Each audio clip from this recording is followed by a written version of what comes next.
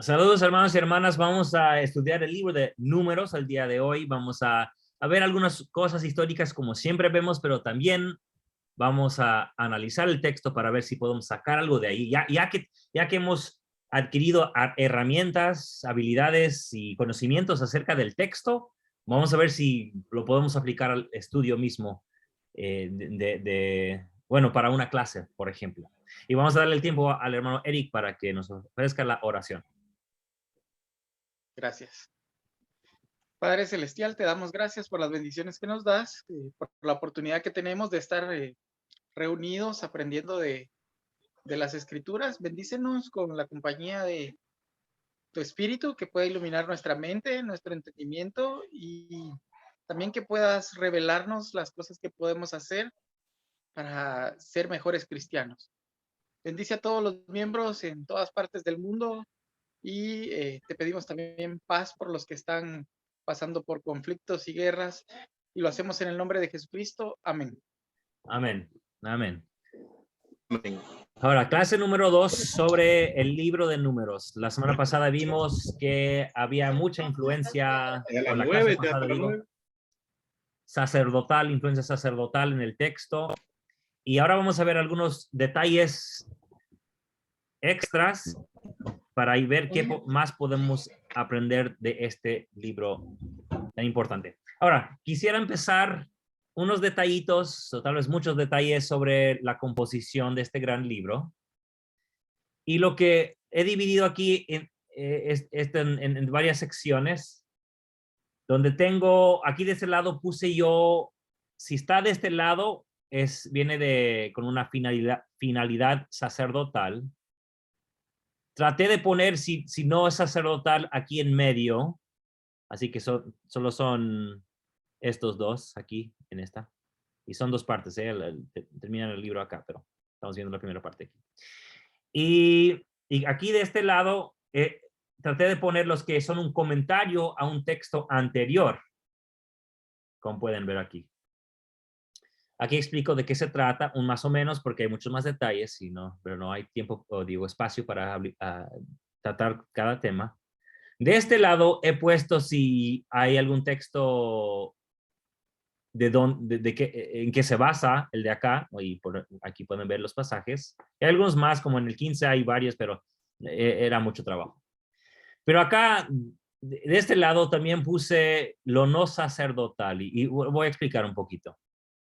Por ejemplo, aquí empieza con el censo, donde se cuentan todos los israelitas. ¿Cuántos había? Más de 600,000, de acuerdo con el texto, una cifra difícil la verdad, difícil de creer, ¿verdad? Y eso ya lo hemos tocado.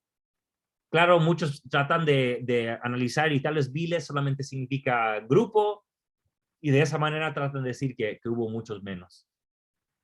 Pero igual son muchos, y si hubiera tantos en Egipto, habrían pues dominado a Egipto mismo, aún como esclavos, porque habrían sido mucho más, cosa que no vemos la historia, ni siquiera ninguna evidencia, nada sobre los israelitas en Egipto.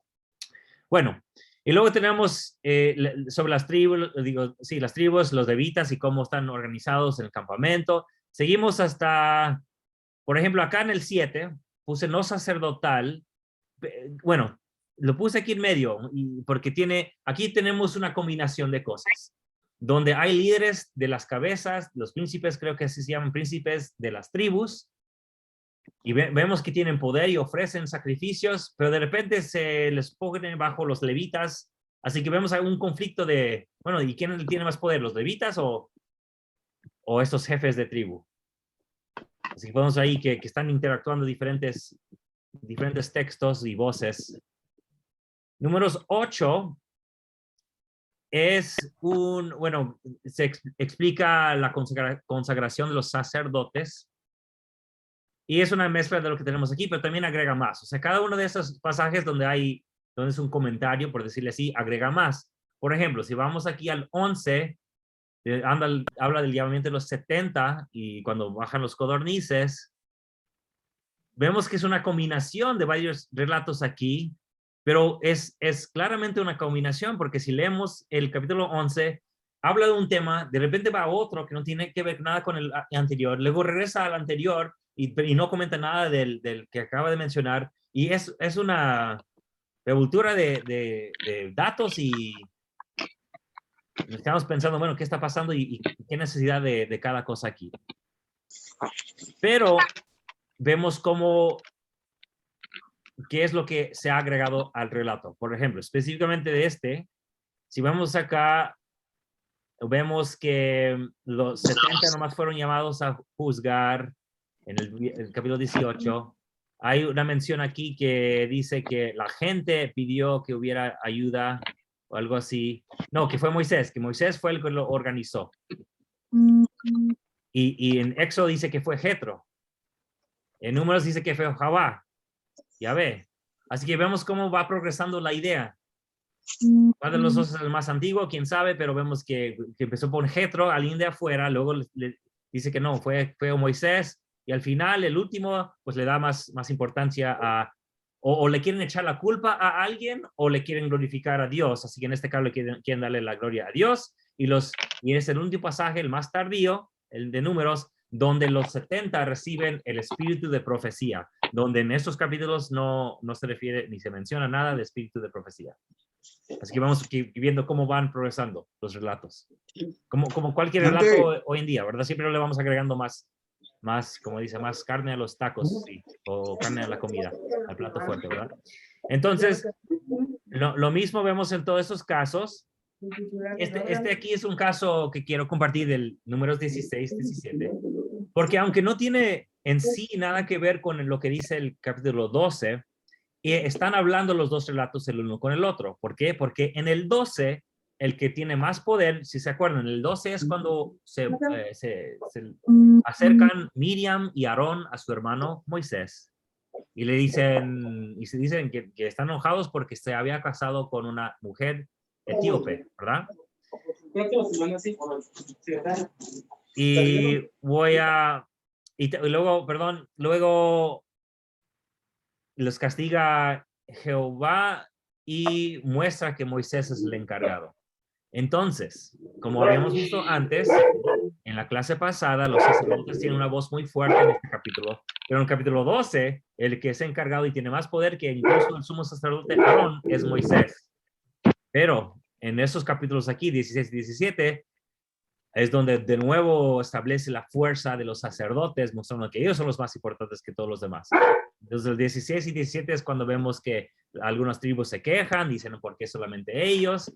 Luego cada tribu agarra o toma un palo y una vara y se lo llevan al templo, y lo único que luego rebota, retoña se dice, y salen florecitas, es la vara de Aarón, mostrando que los sacerdotes levitas son los que tienen más poder.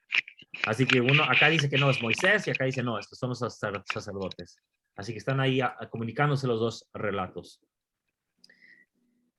Si seguimos aquí con el libro, y aquí tenemos lo mismo, pero los casos que quiero yo resaltar, por ejemplo, aquí en Números 27, el movimiento de Josué. Y acá se menciona muchas veces en Deuteronomio. Todos esos pasajes mencionan de que Josué va a ser el que va a seguir siendo el líder después de la muerte de Moisés. Es lo que dice en Deuteronomio. En Números le agrega otro detalle que vimos la semana pasada también. Sí será el jefe, pero estará bajo la autoridad de Eleazar, el hijo de Aarón. ¿Se acuerdan que vimos ese punto? Así que, de nuevo, acá de ese lado siempre se le agrega un detalle más, algo más para reforzar qué es lo que quieren resaltar. Aquí no hay mención de que estará bajo los sacerdotes Josué, pero acá en Números sí. Otra cosa que quiero resaltar es aquí al final del libro, habla de algo parecido, las hijas de Solefad, y tal vez si al final tenemos tiempo podemos analizar este relato. Las hijas buscan ayuda, hijas de un padre que muere y desean tener igualdad con los demás hijos de Israel. Y el primer relato está en el 27. Y el 37 parece ser como un comentario y dar más información sobre las leyes que se dan en el 27. Así que podemos ver que a través del tiempo, el más antiguo es el 27, pero años después se tuvo que agregar más reglas y luego entra el 36. Y claro, no quise entrar en todo de lo que está aquí, pero pueden ustedes analizarlo más. Por ejemplo, cuando estudiamos Levítico, vimos poquito la relación entre el Levítico 23 y números 28 y 29. Como digo, detalles. Ahora vamos a hablar un poco más de los detalles históricos, arqueológicos, como hacíamos antes, ¿verdad? Los amuletos de Ketef y Non. En el año 1979 se encontraron cerca de Jerusalén, y acá está la foto de unas tumbas, pero lo tengo medio tapado. Pero se encontraron textos escritos en bronce, como pueden ver de este lado, pero eran pequeños amuletos que se llevaban como un collar, se colgaban del cuello. Y se encontraron dos. Y solo tengo citado uno, el amuleto 2. El amuleto 1 tiene muchas como profecías y maldiciones que se puede comparar a textos como en Deuteronomio y Levítico en otros lugares, pero no es nada concreto, o sea, hay mucho parecido. En el número 2, que data de 600 más o menos antes de la era cristiana o antes de la era común, lo cual es muy importante que tenga esa fecha porque tenemos un texto escrito sobre bronce en los años 600 y algo personal. Si algo personal se podía hacer y que muchos seguramente con el dinero podían llevar sobre el cuello, significa que es muy posible de que un hombre rico haya tenido las planchas de bronce donde tenía más texto, ¿verdad? Pero ¿qué es lo interesante de esto? Que dicen que es uno de los hallazgos más importantes, que es muy parecido el texto con lo que tenemos en número 6. En número 6 tenemos la bendición sacerdotal, donde dice: Jehová te bendiga y te guarde, Jehová haga resplandecer su rostro sobre ti y tenga de ti misericordia, Jehová alce sobre ti su rostro y te dé paz. Acá tiene un poco más de texto, no es solamente esa bendición y tiene mucho lenguaje, muchas palabras que son muy parecidas, pero tiene más también, o sea, no solamente la bendición y de lo que podemos sacar de estas letras, porque le falta mucho, aquí ven donde pues, perdimos esa parte del texto, pero dice: que sea bendecido, espacio, por Yahvé, el guerrero y el que reprende la maldad. Yahvé te bendiga y te guarde, que resplandezca la cara de Yahvé o rostro de Yahvé sobre ti y que te conceda paz. Así que vemos que es muy parecido, es la misma bendición, es la misma bendición. Tal vez dicha de otra manera, algunas palabras diferentes, o tal vez solamente sean diferentes en la traducción. Pero igual, es la misma bendición.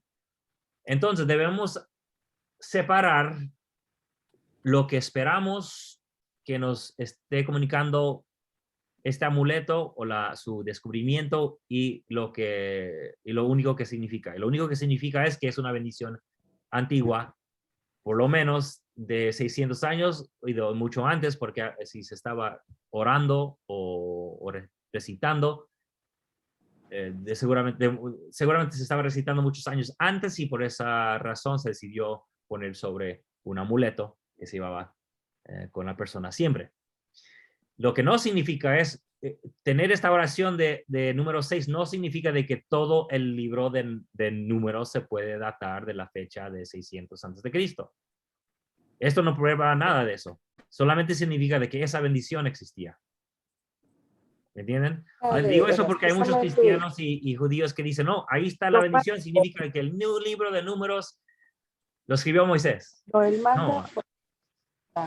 Nunca me ¿Perdón? encanta. Bueno. Así que lo único que nos dice es que la oración, esta bendición, perdón, es lo que había existido de mucho antes. Y de hecho tenemos frases de esa oración en el libro de Mormón. No me acuerdo en qué parte, pero Ahí está, y tenemos algo central del libro de Mormón sobre esa conexión. No me acuerdo cómo se llama ese artículo que escribimos. Otra cosa es Balaam. ¿Se acuerdan el profeta Balaam? El que fue contratado por el rey de Moab para maldecir a los israelitas. En Dier Allá o Alá se encontró esta escritura donde menciona a este mismo profeta.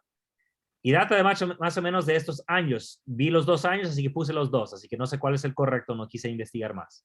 O es de 880 más o menos a 770 más o menos, o es de después de 750 a 700 antes de la era común. Pero es más antiguo que el amuleto que acabamos de ver, donde se menciona al mismo Balaam. ¿Por qué es el mismo? Porque miren, este es el Balaam, hijo de Beor.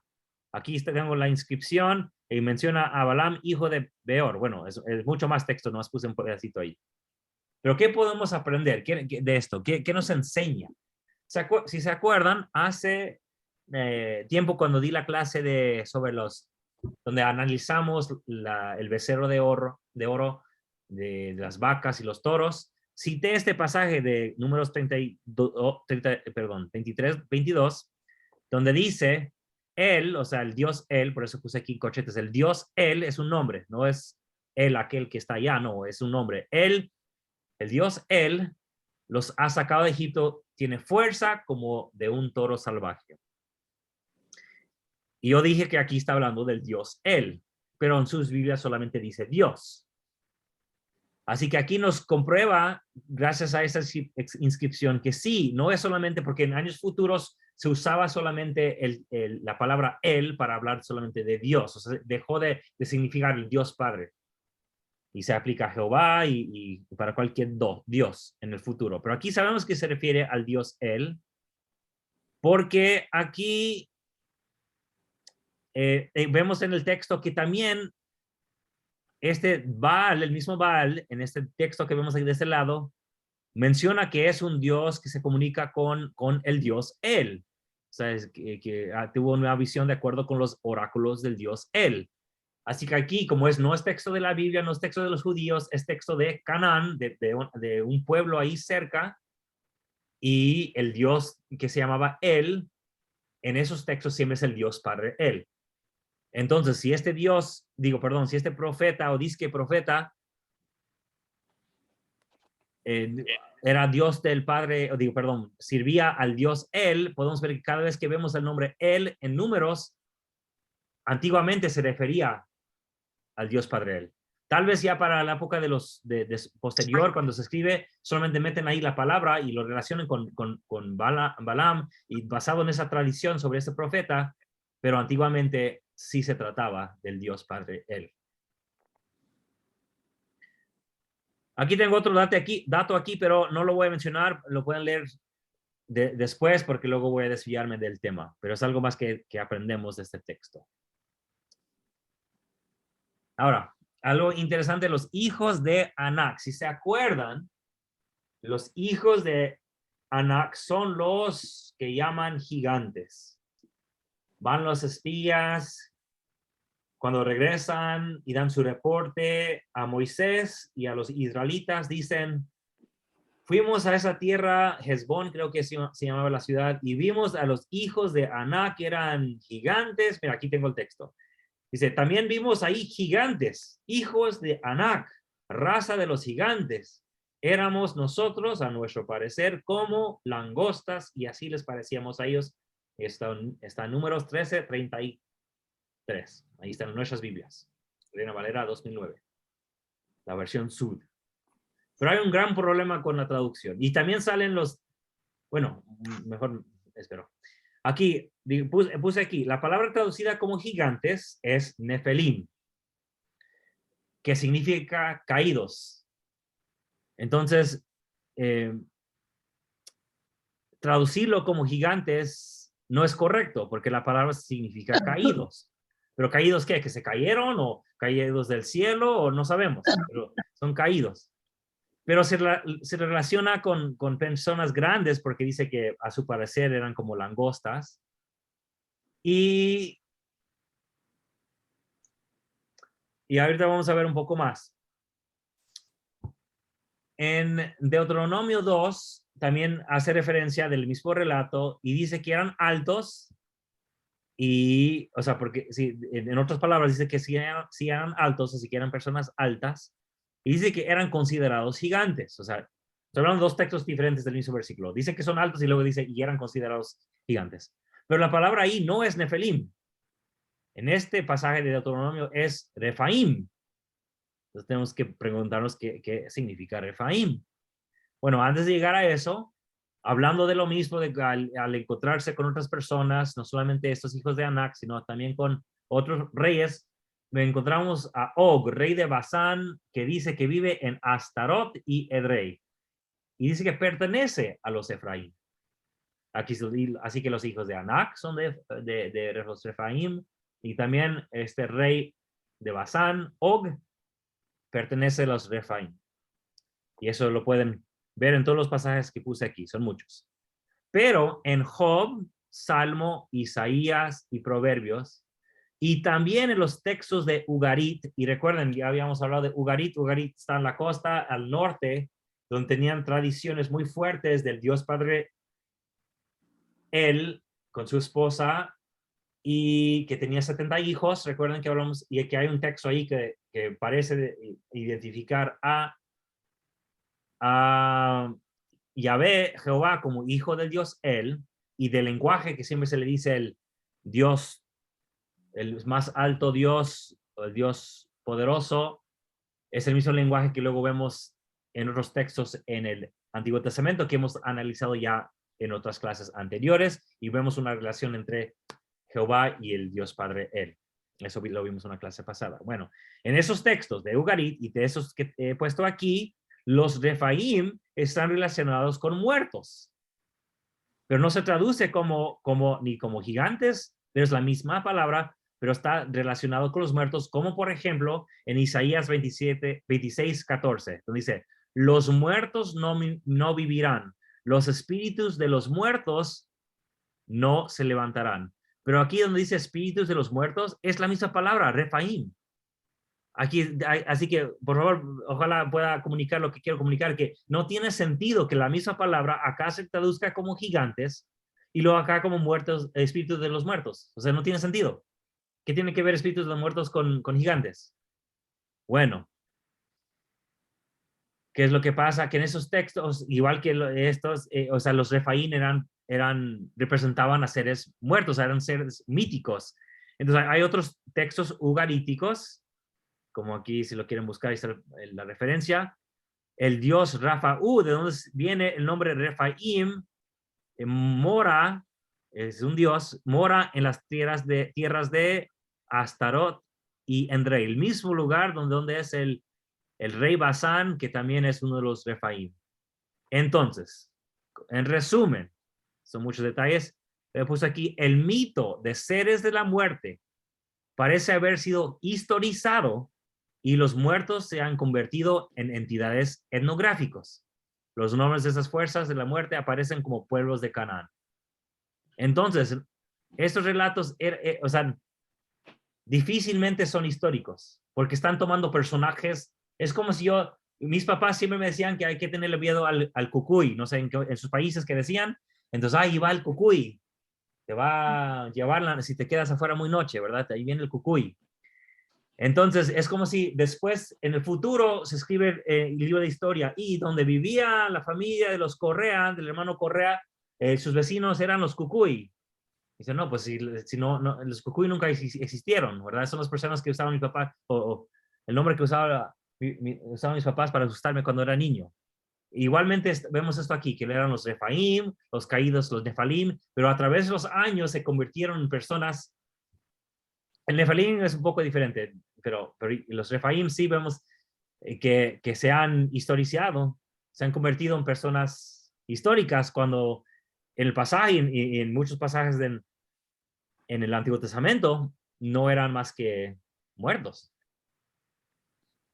Ojalá lo hayas podido explicar bien. Sé que es un tema medio raro, pero solo explico eso porque muchas veces dicen, bueno, ¿cómo pudieron sobrevivir los gigantes? Si en el capítulo 6 hay gigantes en Génesis, y luego el diluvio, mueren todos, y luego de repente hay más gigantes en el libro de Números, así que cómo sobrevivieron el diluvio.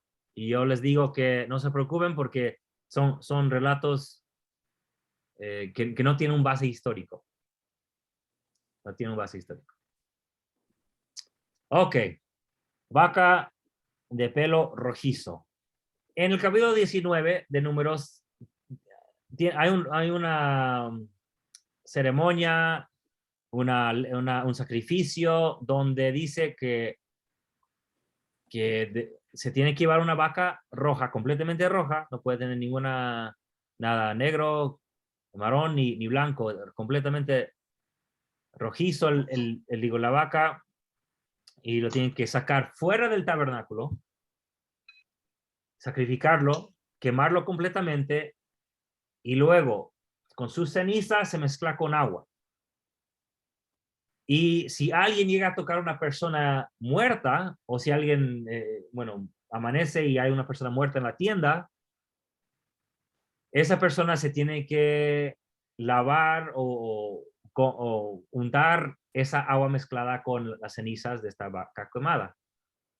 Y lo interesante de esta ordenanza, no quisiera decir ordenanza porque eso implica otras cosas, con este rito, es que casi cada persona, menos el sacerdote que nomás se quedaba mirando, cada persona que se ponía a ayudar también se volvía impuro. Entonces, si alguien era el que llevaba a la persona, pues se volvía impuro. Si alguien le hacía, bueno, ni me acuerdo, pero si lo pueden leer en el capítulo 19, cada persona que participaba en ese rito también se volvía impuro. Entonces terminamos con un un rito, y luego nos quedamos de nuevo rascándonos la cabeza diciendo, bueno, ¿y qué tiene que ver esto con lo que hemos visto? Y la verdad es que no hay nadie que esté de acuerdo. Nadie sabe por qué esta vaca y por qué fuera del tabernáculo. Claro, hay muchas propuestas y me imagino que hay muchos de los que están aquí que van a decir, oh, yo sí sé, hermano, yo sí sé. Bueno, pero lo que decimos que sabemos, si es que decimos que sabemos, tenemos que darnos cuenta y ser humildes en saber que la verdad es que no sabemos su origen.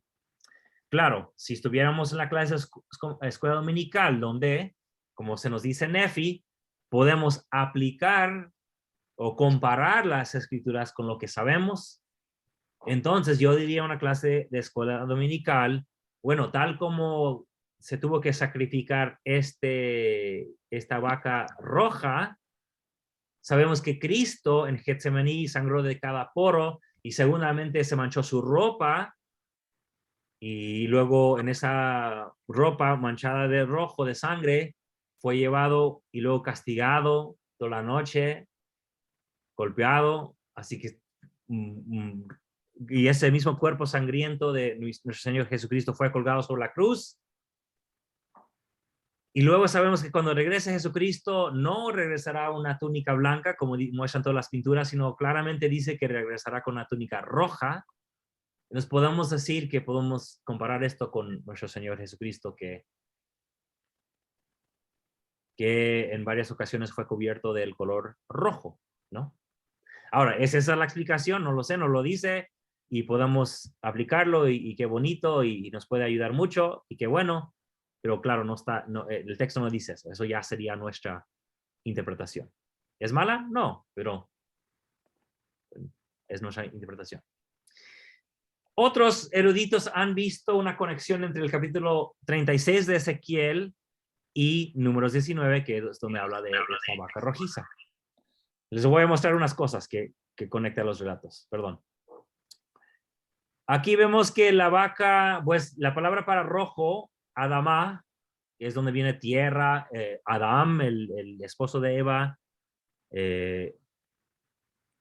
todo está relacionado, y aquí es la palabra, el sonido, está todo relacionado, y incluso con Edom, el hermano de Jacob. Edom, la tierra de Saúl, el hermano de Jacob. Y él bueno, lo voy a leer, pero lo vamos a ver después. Hay una polémica entre los edomitas y los judíos después de la conquista la destrucción de Jerusalén por los babilonios. Y lo vemos en muchos textos, en un salmo, lo vemos en un libro profético, donde están molestos los judíos de que Edom haya sobrevivido y se quedaron con las tierras de Judá. Bueno, aquí dice, por eso así ha dicho Jehová el Señor, ciertamente en el fuego de mi celo he hablado contra las demás naciones y contra todo Edom, que se tomaron mi tierra como posesión con alegría de corazón y con despecho de ánimo para dejarla expuesta como presa. Pues en lugar de ir a apoyarlos y para pelear contra Babilonia, pues se quedaron lejos hasta quedar libre la tierra y fueron a tomar la tierra. Bueno, si se acuerdan de Ezequiel, después de la destrucción está en camino a Babilonia cuando escribe su libro. Así que es contemporáneo de Nefi y de ley de ellos también. Tal vez un poco más joven, quién sabe. Pero entonces, ¿qué es la conexión? Vemos aquí que, bueno, la vaca se tenía que sacar fuera del campamento. ¿Y qué pasó con el pueblo de Israel? Fueron sacados fuera de Israel, o de Judá, mejor dicho. Entonces, si fueron sacados de la tierra y otras naciones llegaron a dominar el pueblo, aquí en esta ordenanza o rito se tenían que volver impuros y mantenerse lejos o hasta la tarde, dependiendo quién era, o 7 días te quedabas impuro. Por ejemplo, aquí dice, el que recoja las cenizas de la vaca lavará su vestido si será impuro hasta el atardecer. Como dije antes, los que participan también se vuelven impuros. Entonces, poco a poco, cada quien se volvió impuro y tenía que salir porque los impuros se quedan fuera del campamento. Igual vemos que los judíos, también, por lo menos el élite, fue sacado de Jerusalén y la promesa fue por Jehová que iban a poder regresar, iban a poder volver y labrar y sembrar sus propias tierras. Pero tenían que quedarse fuera, tal vez parecido a como ellos tenían que quedarse afuera por tocar muertos. Y pues que había mucha muerte en Jerusalén y algunos dicen, bueno, tal vez esté relacionado uno con el otro. También algo interesante es que esta agua es de purificación, que en hebreo se dice nidá, es la palabra, nidá. Esa agua que se mezcla con la ceniza de la vaca roja quemada. Y acá en Ezequiel habla de repente de la mujer, la impureza de la mujer menstruosa. Y algo interesante que la palabra menstruosa es la misma palabra nidá.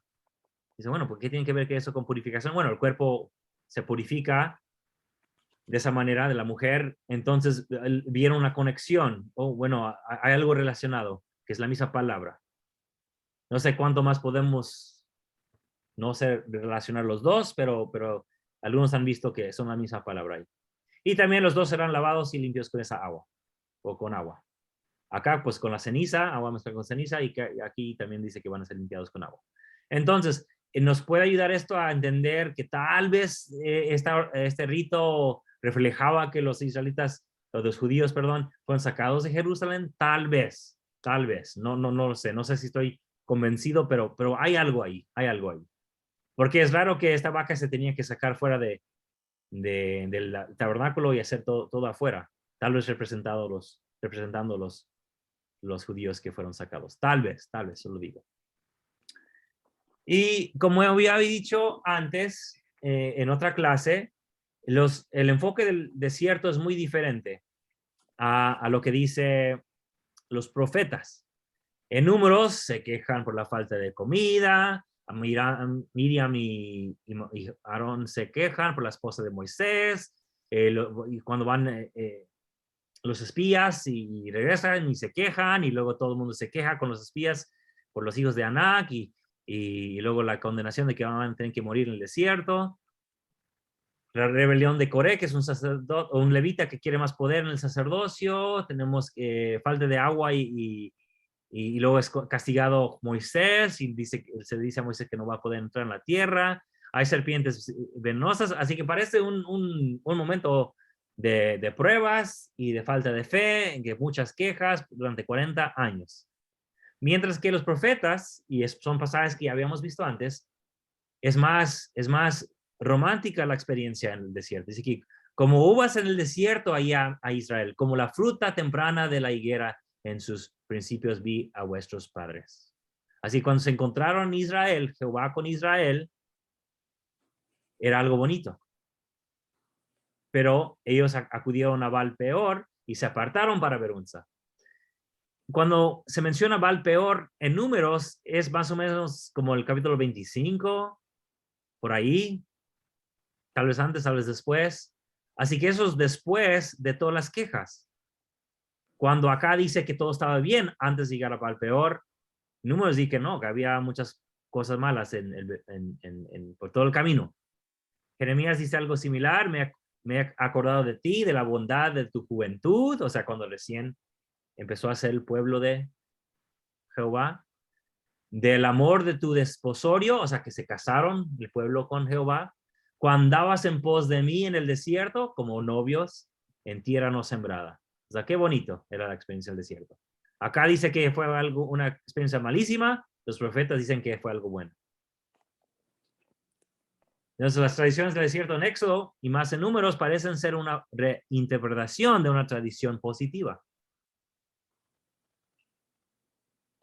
Por ejemplo, aquí en Jeremías 7 dice, así ha dicho Jehová de los ejércitos, Dios de Israel, y les dice algo, añadid vuestros holocaustos y vuestros sacrificios, comed la carne, hagan todo lo que hacen en el tabernáculo, háganlo, dice aquí Jehová. Porque no hablé yo con vuestros padres, ni nada les hablé acerca de holocaustos y de sacrificios el día en que los saqué de la tierra de Egipto. Qué raro, ¿no? Porque según Éxodo, Moisés dijo, no, sacrifiquen un cordero cada familia, y si son pocos la familia, pueden compartir un cordero, y luego esa noche saldrán. Pero aquí, según Jeremías, Jehová le dice, nada les mandé acerca de holocaustos y sacrificios el día que los saqué de la tierra de Egipto. Qué raro, ¿no? Aquí el profeta dice otra cosa. Mas esto les mandé diciendo, escuchad mi voz, y yo seré vuestro Dios. Vosotros seréis mi pueblo y andad en todo camino que os mande para que os vaya bien. Aquí Jeremías dice, lo importante fue el mensaje de escuchar la voz de Jehová, no los sacrificios. Y algo interesante es, si vemos el libro de Mormón, sí se mencionan sacrificios de vez en cuando salen de Jerusalén, cuando la coronación de Mosiah, hijo de Benjamín, pero de pasada solamente se menciona, o sea que no se le da importancia para nada. Entonces parece que los nefitas salieron del mundo en el cual vivía Jeremías, o por lo menos en las creencias que tenía Jeremías, de que el mensaje de los sacrificios no era lo más importante. Pero en Números hay mención de sacrificios, en Levítico más, Éxodo también, pero parece que para los profetas era no, el mensaje no era el sacrificio, el mensaje era ser obediente. Y es extremo lo que dice, nada les mandé acerca de holocaustos y sacrificios el día que los saqué. Y día no significa atardecer solamente, el día Yom, que se traduce como día, puede significar un tiempo, un espacio de tiempo, una temporada. Así que es decisión de traducción. En el momento, en el evento, cuando lo saqué de la tierra de Egipto, se puede traducir de varias maneras. Ok. No quiero demorar mucho tiempo aquí, pero vemos contradicciones aquí entre lo que relata Deuteronomio y lo que dice Números. No dicen lo mismo en algunas partes. Como ya había dicho antes, los 70 no reciben espíritu de profecía, pero Números sí. Aquí dice, para llamar a estos mismos 70, dice, os acercasteis en Deuteronomio a mí, todos vosotros, o sea, Moisés está hablando, dice, os acercasteis a mí, todos vosotros, y dijisteis, enviemos hombres delante de nosotros que reconozcan la tierra. Y hablando de los espías, me equivoqué antes, es de los espías. Aquí Moisés dice que fue idea de el pueblo enviar espías. En Números dice, Jehová habló a Moisés diciendo, envía tú hombres para que reconozcan la tierra. Qué raro, ¿no? Aquí Moisés dice que fue el pueblo, idea del pueblo, y acá dice que Jehová, fue idea de Jehová. ¿A quién le creemos? Acá dice que salieron de Cades Barnea, los espías. Acá dice que salieron del desierto de Parán y que después llegaron a Cades Barnea. se registran distintos lugares cuando van a ver la tierra. Aquí, bueno, lo pueden leer ustedes solitos después, no quiero demorar mucho tiempo aquí, pero hay diferencias. ¿Dónde muere Aarón? Acá en Moserá, acá en el monte de Or. O sea, bueno, lo voy a dejar que ustedes lo vean en otro momento. Pero es interesante las diferencias entre lo que dice Deuteronomio, porque supuestamente Deuteronomio está dando un resumen de sus viajes. Pero la semana que viene vamos a ver la composición de Deuteronomios. Será interesante. Pero vemos que Números dice otra cosa en muchos lugares. Este es uno de los ejemplos aquí. Aquí en Deuteronomio, lo puse de este lado, porque tal vez sea el más antiguo. Van por la tierra de los edomitas, que son pueblo de Esaú. Se les dice aquí que, a ver, ¿quién está hablando? Desde el 5, no contendáis con ellos, con los de Esaú, los edomitas, porque no os daré su tierra ni aun la huella de la planta de un pie, porque yo he dado como heredad a Esaú el monte de Seir. Compraréis de ellos con dinero los alimentos. Aquí Moisés dice que le dijo al pueblo, no, aquí está Jehová hablando. Jehová dijo al pueblo que deben comprar. Acá de este lado es Moisés que dice que debían comprar. No sé si le puse el texto aquí de ese lado, pero no, así se envió Moisés embajadores al rey de Edom. Bueno, hasta se llaman de otra manera, ¿verdad? Edom es la tierra de Esaú, pero acá se llama Edom y acá se llama Esaú. Entonces vemos hay una diferencia ahí. Se les dice que van a pasar por sus tierras y, ya me acuerdo, que van a pasar por sus tierras, pero que no van a tocar nada, dicen aquí, ¿verdad?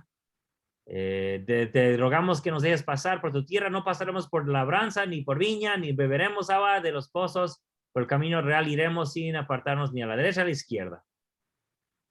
Qué raro que Moisés les dice esto, que no toque nada, cuando según Deuteronomio Jehová les había dicho, no, ofrezcanles dinero y compren lo que van a comer.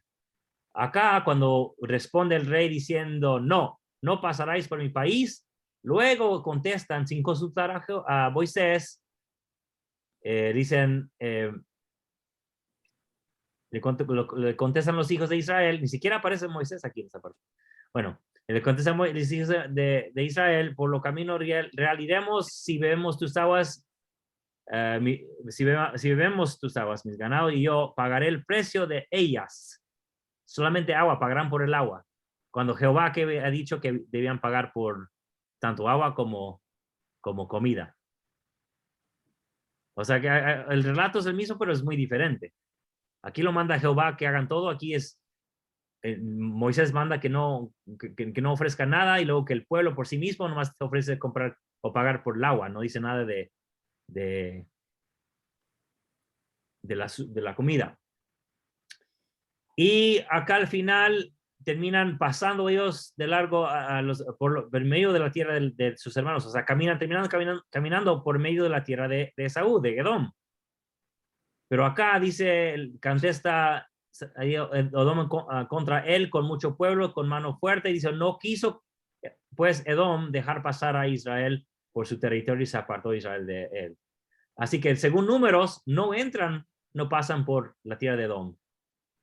Mientras que en Deuteronomio, después de ofrecer dinero, sí pasan por entre sus hermanos. Bueno, ¿a quién le creemos? Bueno, no sé, ¿verdad? No sé a quién creerle, ¿a Números o a Deuteronomio? No lo sé. Pero como sabemos, ya, como dije antes, después hubo pleito entre los dos porque los de Edom se quedaron con partes de la tierra de Judea. Seguramente ya había pleito y se cree la historia de que hubo pleito desde siempre y no nos dejaron entrar. Y rápidamente aquí nomás quiero mostrar que hay frases de una época muy posterior que aparecen en número 7.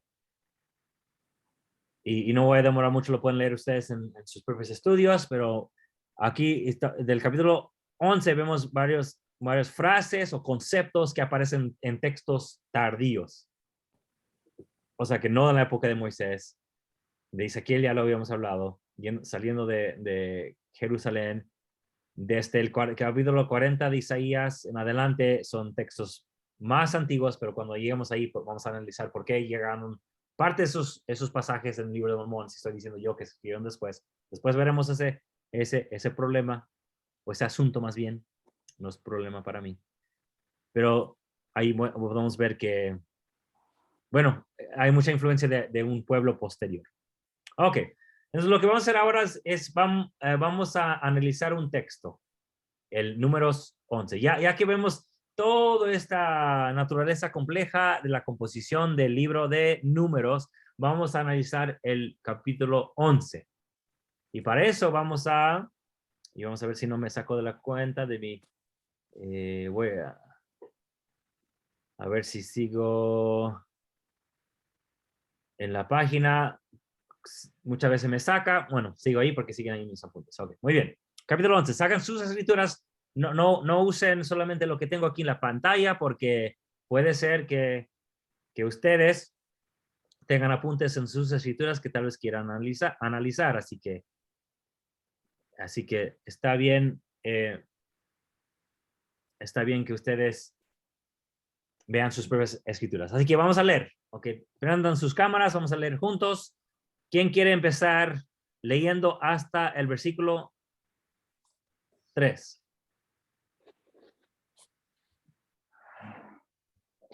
Y aconteció que el pueblo se quejó a oídos de Jehová, y lo oyó Jehová y se enardeció de ira, y se encendió entre ellos fuego de Jehová, y consumió un extremo del campamento. Entonces el pueblo clamó a Moisés, y Moisés oró a Jehová, y se extinguió el fuego, y llamó a aquel lugar Tabera, porque el fuego de Jehová se encendió entre ellos. ¿Qué piensan de ese relato? ¿Qué les viene a la mente? Y mientras que van pensando, fíjense que dice que el fuego encendió entre ellos. Y, a ver, aquí se encendió entre ellos el fuego y consumió un extremo del campamento. Ahí en el hebreo, que se traduce más o menos bien aquí, no implica que las personas fueran consumidas. Solo que hubo un fuego y que en el extremo del campamento se quemó. ¿Por qué? Bueno, primero el versículo 1. Vamos a analizar ese. ¿Cuál fue el problema aquí? ¿Qué problema ven ustedes ahí en el versículo 1? Prendan sus cámaras, no tengan miedo.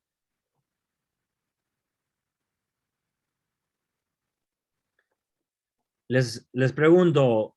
¿Se estaban quejando? Se quejó, sí, así es. Si estaban quejando, y a ver si podemos. A ver, va a parecer súper sencilla la pregunta que voy a hacer, pero quiero que vean ahí exactamente lo que dice. ¿A quién se estaban quejando?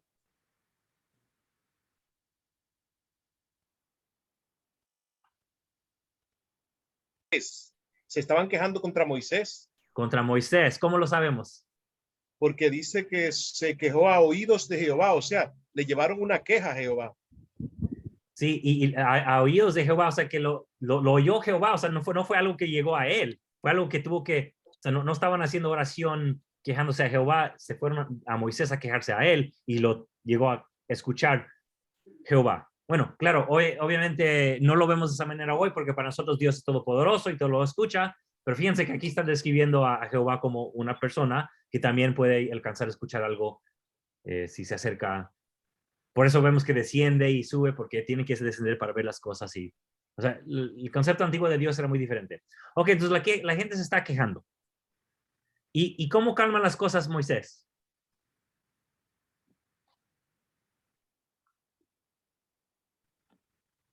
Con oraciones.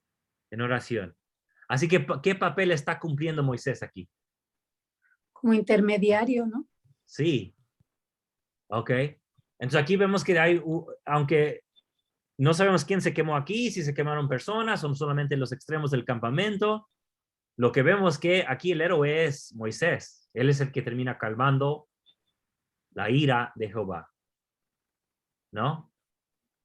Entonces aquí vemos que el que tiene más, aquí no vemos un enfoque en el sacerdocio, sino en el papel de Moisés. O sea, repito, no pensemos solamente en lo que escuchamos en la escuela dominical, o sea, veámoslo con los ojos del pueblo antiguo, que había diferencia entre un profeta y el sacerdocio, que a veces chocaban muchas veces. No estoy diciendo que un profeta no tenía sacerdocio, estoy diciendo que había conflicto en el pueblo antiguo entre los dos campos, por llamarles así. Ok, pero de repente cambia y vamos a otra historia y vemos aquí, empezando con el 4. ¿Quién quiere empezar? Y vamos a leer, a ver, ¿qué puse acá? Hasta el 5 vamos a leer. 4 y 5.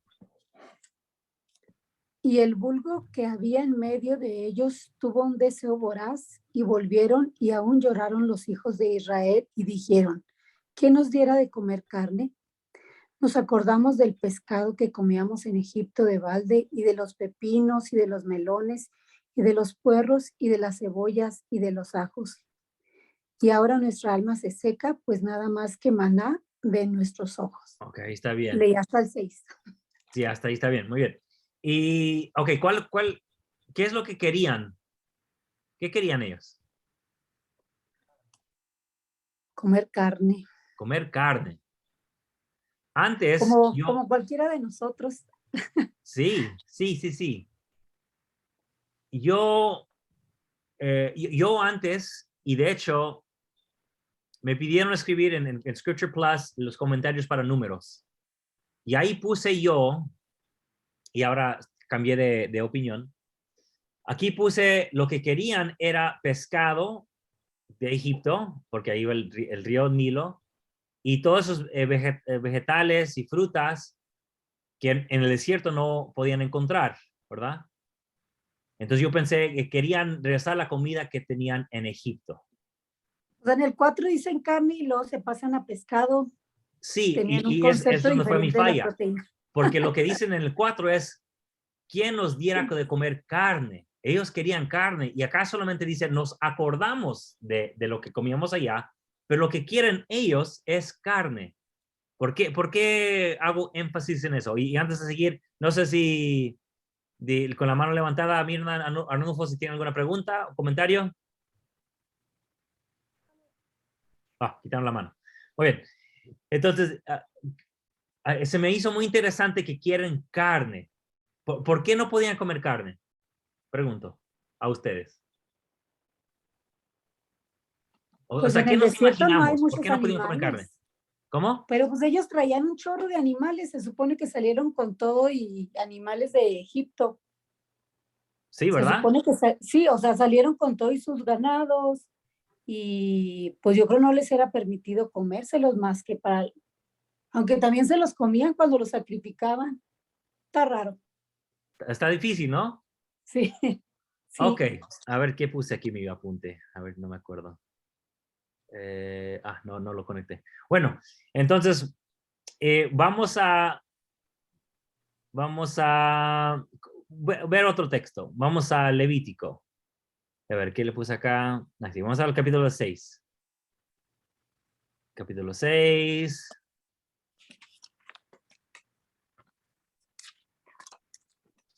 ¿En qué versículos puse? 25 a 29.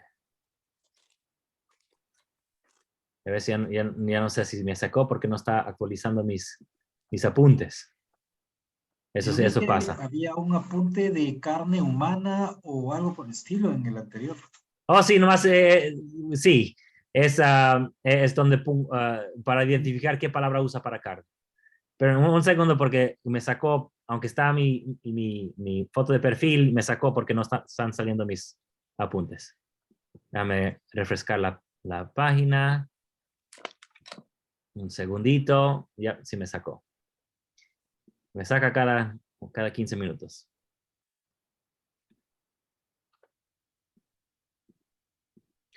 Ok, son los versículos 25 y ojalá en este momento ya están ahí con sus propias escrituras. Y ahora vamos a ver. Ok. Recuerden, querían carne. Ahora, ¿quién puede ayudarnos a leer? Vamos a leer desde el 25 hasta el 29. Adelante, quien quiera. De Levítico 6. Sí, 6. Vamos a comenzar con el 24 para ver qué está Jehová hablando. Del 24 al 26, Levítico 6. Del 24 hasta el 29, vamos a leer. Ok. Y habló Jehová a Moisés diciendo, habla a Aarón y a sus hijos y diles, esta es la ley de la ofrenda por el pecado. En el lugar donde sea degollado el holocausto será degollado la ofrenda por el pecado delante de Jehová. Es cosa santísima. El sacerdote que la ofrezca por el pecado la comerá. En lugar santo la comerá. En el atrio del tabernáculo de reunión. Todo lo que toque su carne será santificado. Y si salpica su sangre sobre el vestido, lavarás aquello sobre lo que caiga en un lugar santo. Y la vasija de barro en que sea cocida será quebrada, y si es cocida en vasija de bronce, será lavada y frotada con agua. Todo varón de entre los sacerdotes la comerá, es cosa santísima. Entonces, ¿quién sí podía comer carne? Los levitas. Bueno, Los debo sacerdotes. confesar que yo no creo que estos textos se están comunicando de esa manera, ¿verdad? Yo creo que hay muchas capas y creo que al componerlo ni siquiera se dieron cuenta de esto. Pero ahora yo como creyente, que se me ha dado libro con esos libros en este orden, y ahora me puedo analizarlo de esa manera, si aquí veo un problema, un gran problema donde los levitas pueden comer toda la carne porque la gente sigue pecando, ¿no? Cada vez que tú pecas, yo como carne. ¿Cómo ven? Cada vez que tú pecas, yo como carne. Mientras que el pobre pueblo acá dice, ¿quién nos diera a comer carne? ¿Qué les viene a la mente eso? Bueno, hubo una rebelión del pueblo, porque habla del vulgo, parece que ya se empezaba a reflejar una diferencia de clase social. El pueblo se estaba quejando, caramba, hay un grupito que come y la mayoría no comemos carne. Y entonces hicieron alusión a que cuando estaban en Egipto como esclavos, entre comillas, dice que comían todas esas cosas de balde, o sea, gratuitamente. Sí. Interesante. Ahora, yo creo que, y lo vemos en el libro de Mormón, que aun cuando hay pueblo de Dios, puede existir apostasía en ciertos lugares, ¿verdad? Entonces aquí, aunque había un profeta, si lo queremos ver históricamente o con un núcleo histórico, vemos que aquí algunos están aprovechando del pueblo, ¿no? Y claro, no sé si ustedes han escuchado yo de muchos casos de obispos que se quedan con el diezmo.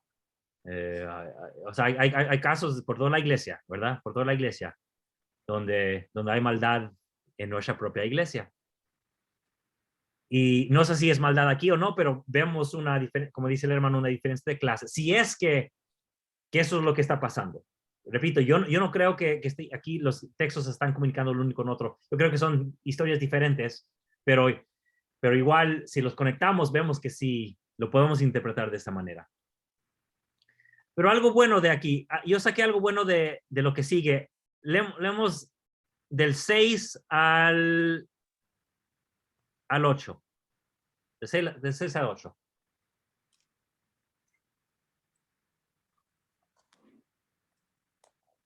El que quiera. Y ahora nuestra alma se seca, pues nada más que maná de nuestros ojos. Y era el maná como semilla de culantro y su color como color de bedelio. Se esparcían los del pueblo y lo recogían y lo molían en molinos y lo majaban en morteros y lo cocían en caldera o hacían de él tortas y su sabor era como sabor de aceite nuevo. Ok, aquí yo le tengo mucho respeto a los israelitas porque después de quejarse, ¿qué hacen?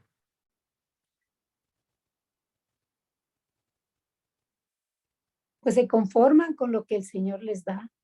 Y parece que lo preparan bien y tienen muchas opciones, Sí. incluso con los mismos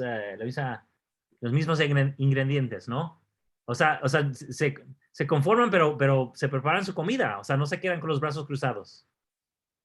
Así cuando dice con sabor de aceite, yo me imagino, aunque no, bueno, no sé si han ido a un lugar de comida italiana donde te dan pan y lo pones en aceite, está súper rico. Bueno, o no sé si fue aceite así o aceite como o mantequilla, algo así, pero yo veo aquí que están haciendo lo mejor que pueden.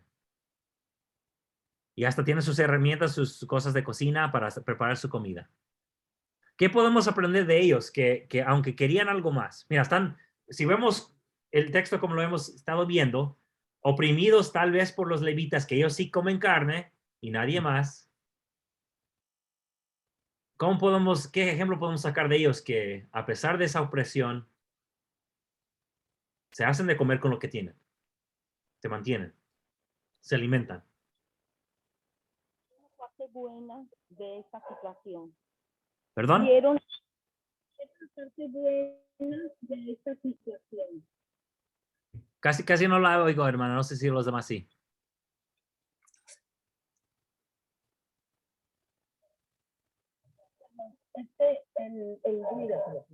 Vieron la parte buena, sacaron la parte buena de la situación difícil que estaban ellos viviendo. Sí. Y eso es fácil de hacer. O sea, yo sé que muchas veces bueno, puede ser por diferentes razones, que no vemos la bendición ahí. O sea, la carne que queremos comer no está ahí. La bendición que sea, usando el ejemplo de aquí, de esto de la carne. Pero a veces, aunque queramos, aunque hacemos 100 oraciones, aunque nos visita el maestro ministrante, no vemos la bendición que tanto queremos. ¿Es fácil de hallar lo bueno en ese momento?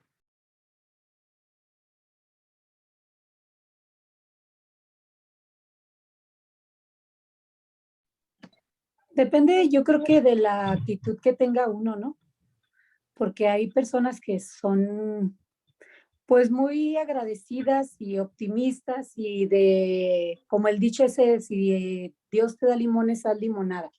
Entonces, yo creo más bien la actitud que tenemos nosotros. Podemos tener una actitud negativa y renegar por todo lo que no tenemos, o podemos tener un corazón agradecido por todo lo que tenemos, porque si hacemos una lista de lo que tenemos, pues es mucho más, ¿verdad? Y cuando recibe uno las cosas con gratitud, pues hasta le saben sabrosas. Así Cuando es. no, pues cualquier cosa le pone a uno pretexto. Es muy cierto lo que dice, hermana, ese cambio de actitud. Pero para muchos es lo más difícil, ¿no? Cambiar nuestra forma de pensar sobre algún asunto. Quererlo cambiar sabiendo que no se puede cambiar. O sea, ¿cómo podemos aprender a aceptar lo que el mundo, lo que Dios, lo que los cielos nos ha dado y trabajar con ese maná que vemos cada mañana? Vamos a los versículos 17 y 18. Bueno, creo que tiene que ver con lo mismo. Igual de la carne. Vamos a leer aquí esto de la carne. Quiero hacer... no, pero el 16 y 17. Vamos a leer aquí.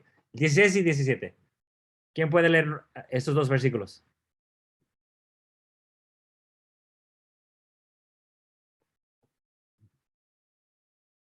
Adelante, quien quiera. Entonces Jehová dijo a Moisés, reúneme a 70 hombres de entre los ancianos de Israel, que tú sabes que son ancianos del pueblo y sus principales, y tráelos a la entrada del tabernáculo de reunión y que esperen ahí contigo.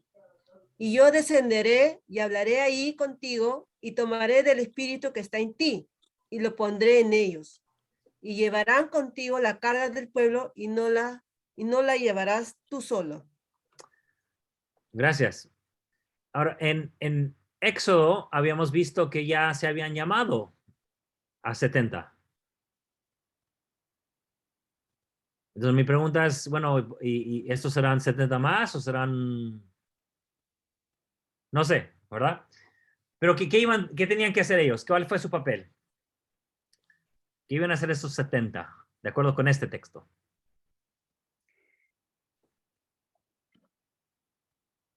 Pues primeramente ayudarle, ¿verdad? Y pues por medio del espíritu, ¿verdad? Que tenía Moisés, que ellos también pudieran pues guiar al pueblo, ¿verdad? Guiar al pueblo a la manera del Señor, como quien dice.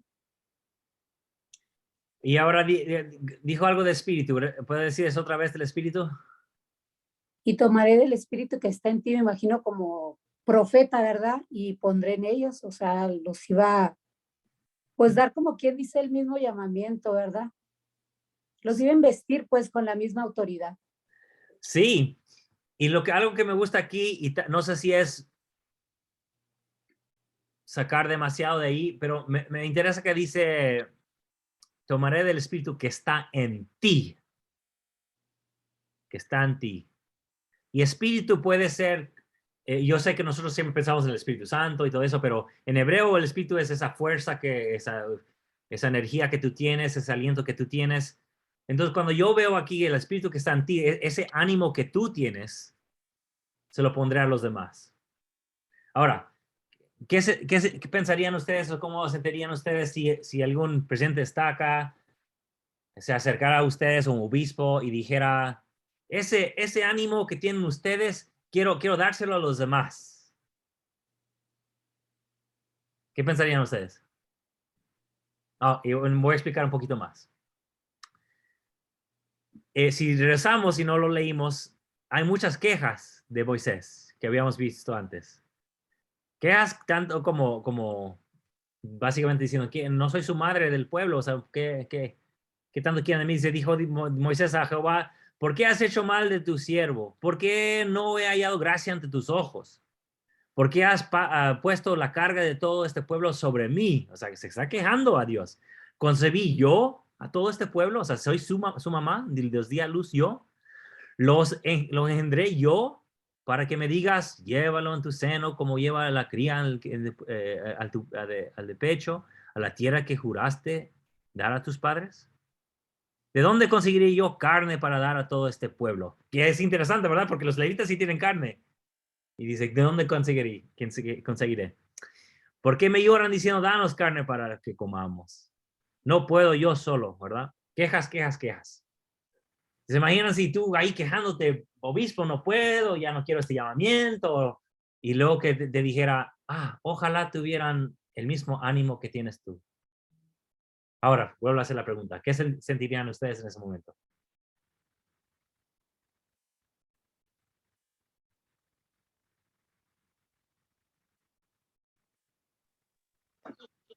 Vergüenza. Vergüenza. ¿Por qué? Porque si me Porque se estoy estaba sintiendo mal quejando. en ese momento y me estoy quejando, pues no voy a ser un buen ejemplo. ¿Qué espíritu van a tener los otros? Igual que el mío. Exacto. Entonces, yo no creo que Dios esté aquí queriendo humillar a Moisés. Más bien es una invitación, ¿verdad? De ese ánimo que tú tienes, te van a seguir los que vamos a llamar. Si un obispo, un líder, presidente de Sociedad de Socorro, o como sea, si no tiene ánimo esa persona, ¿cómo van a estar las hermanas? O los hermanos del quórum de élderes, si el presidente no le echa ganas, no quiere hacer. Y es que se quejaba Moisés porque los quería, o sea, porque quería ayudarlos, porque quería pues satisfacer las necesidades que ellos tenían, ¿verdad? Con la ayuda del Señor. Si no los hubiera querido, pues hubiera dicho, pues ahí se quedan, yo me voy. Y los hubiera abandonado, pero él pues abogaba por ellos. los quería. Parecía quejas del Señor, pero realmente era porque los quería. Sí, así es. Pero a veces no nos expresamos bien, porque ¿se imaginan un obispo expresándose ahí, así? ¿Qué? ¿Soy yo madre de este barrio? ¿Tengo yo que llevarlos como bebés? ¿Verdad? Como que no, ¿verdad? Tal vez nos ame el obispo, pero imaginarlo hablar así, como que no, ¿verdad? Así que el Señor les está invitando a que dé el ejemplo, porque ese mismo, el ánimo que tú tienes, lo van a tener ellos. Si no tienes buen ánimo, no te van a llevar la carga tuya, porque van a estar tan desanimados como tú. ¿Verdad? Igual en la casa, los hijos, la familia. El espíritu o ánimo que tenemos nosotros lo van a tener nuestros hijos o familia de la casa. Si no estamos animados, si no estamos consagrados a una causa buena, tampoco lo serán los demás. Algo más que quiero sacar aquí, porque después sí llama a los demás. Bueno, quería leer esa parte, pero ya tocamos ese punto demasiado. Bueno, de hecho, bueno, vamos a leer. El 21 y el 22. Recordando lo que ya hemos dicho. ¿Quién quiere leer el 21 y el 22? Yo lo leo, hermanito, pero tengo problemitas aquí con mi cámara. Dice, entonces dijo Moisés, hay 600,000 hombres de pie en este pueblo, en medio del cual yo estoy. Y tú dices, les daré carne y comerán durante todo un mes. Se degollarán para ellos ovejas y bueyes que les basten, o se juntarán para ellos todos los peces del mar para que tengan abasto. Miren, para Moisés es algo imposible aquí, ¿verdad? Las preguntas son retóricas. ¿Que vas a degollar las ovejas y bueyes para que lo coman? ¿Y peces del mar? Bueno, están en el desierto, no hay peces del mar. Así que imposible, a menos que las codornices traigan peces, pero muy imposible, ¿verdad? Porque no, entonces no puede haber peces del mar porque están en medio del desierto. ¿Por qué es imposible, esto para Moisés? Viendo lo que ya habíamos analizado antes. ¿Por qué es imposible que esto se lo dé a los israelitas?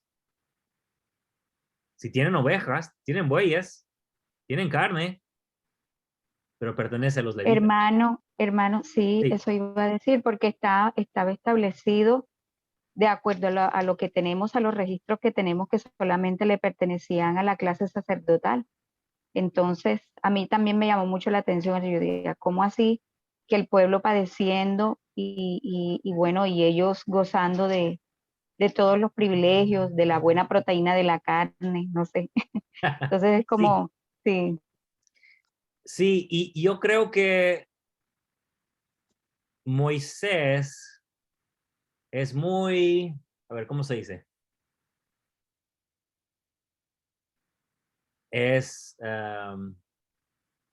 A ver, no sé cómo se dice. Reacciona en lugar de, no actúa, reacciona. No sé si tiene, Es no sé si tiene impulsivo, es como sentido. la persona cuando tiene impulsos y no piensa y no analiza bien las cosas. Es Vemos impulsivo. que sí, exacto. Si analizamos bien cómo actúa Moisés, siempre pasa algo y va al Señor. O sea, nunca toma la iniciativa a él. Siempre está respondiendo a algún problema que salió. O sea, no se acerca a Jehová hasta que ve que no puede hacer nada. O cuando ve que bueno, ni siquiera intenta, ¿verdad? Ni siquiera intenta hacer algo por sí mismo.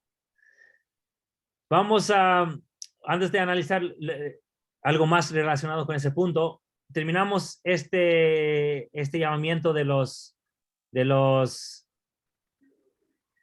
70 y quiero sacar unos detalles del 24 al 30, vamos a leer. El 24 a 30. ¿Quién puede ayudar? No es necesario que lo lean aquí, pueden leerlo en sus propias escrituras.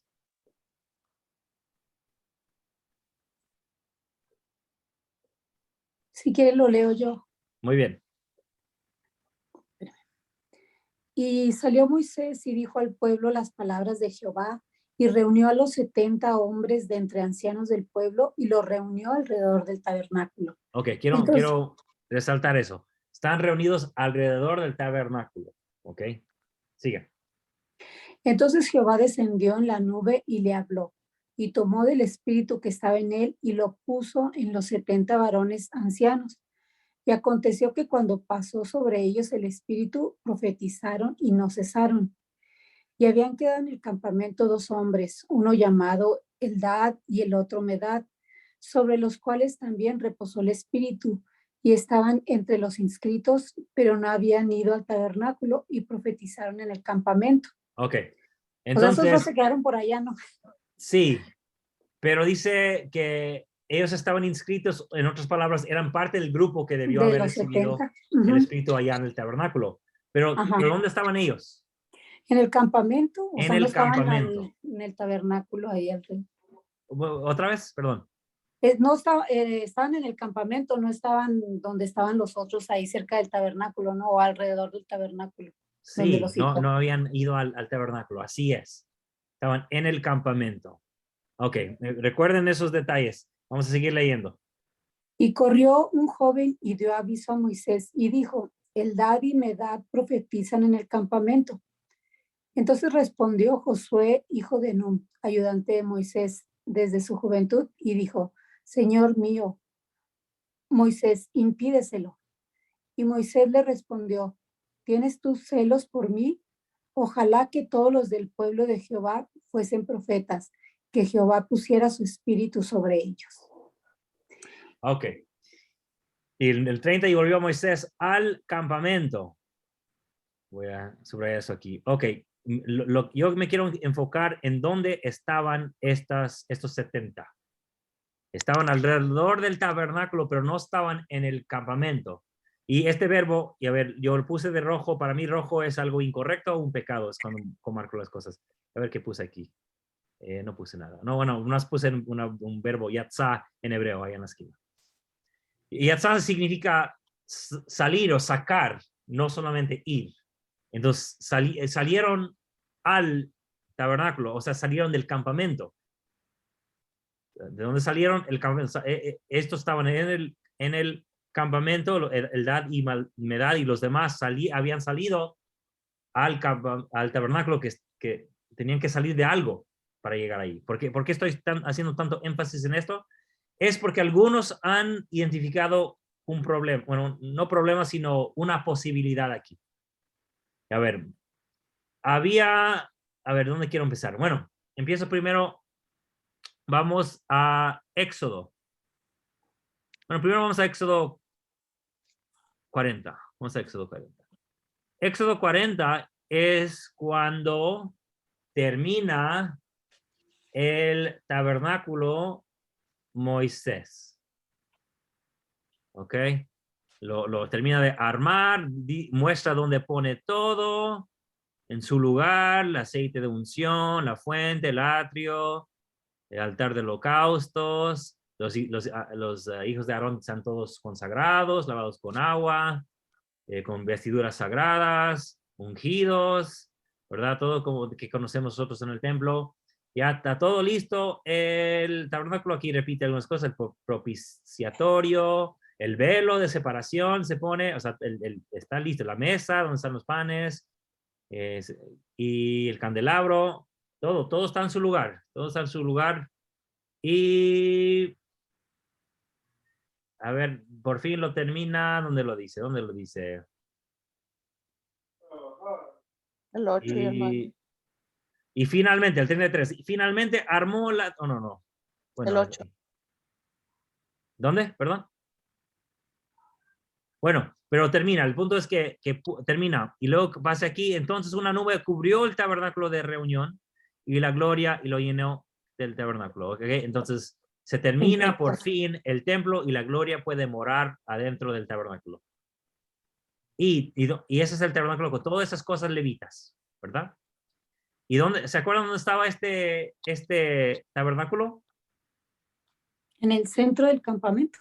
Este estaba en el centro, ¿verdad? Y a Y ver, en el centro del... vamos a, del- podemos, números 2:17, no es para mostrar. Números, vamos a, perdón, Génesis no. Números 2:17. Dice, luego irá el tabernáculo de reunión con el campamento de los levitas en medio de los campamentos, ¿verdad? Iba en medio de los campamentos. Entonces, si regresamos al 11, nos preguntamos, bueno, si ese tabernáculo estaba en medio, algunos se han preguntado, ¿por qué dice aquí que Eldad y Meldad se quedaron en el campamento y no habían salido al tabernáculo? Bueno, regresemos a Éxodo. Éxodo, vamos al capítulo 33. Y no me acuerdo si había mencionado esto antes, pero si no, pues ahorita lo vamos a ver. A ver, ¿qué versículos quiero leer? Vamos a empezar con el 7 hasta el 11. Y recuerden, termina el tabernáculo levita en el capítulo 40. Ahora estamos en el 33, así que ni siquiera recibe las instrucciones del capítulo 25 hasta el 30 más o menos, y no empieza a construirlo hasta el capítulo 34. ¿Ok? Así que ni siquiera ha empezado a construir y armar el tabernáculo de los levitas. Recuerden ese punto. Eso empezará después, ¿no? El capítulo 35, de hecho. El capítulo 35 de Éxodo es cuando empieza a armar ese tabernáculo y no termina hasta el capítulo 40. Ahora, ¿quién quiere leer aquí en el 7? Y Moisés tomó el tabernáculo y lo levantó lejos, fuera del campamento, y lo llamó el tabernáculo de reunión. Y cualquiera que buscaba a Jehová salía al tabernáculo de reunión, que estaba fuera del campamento.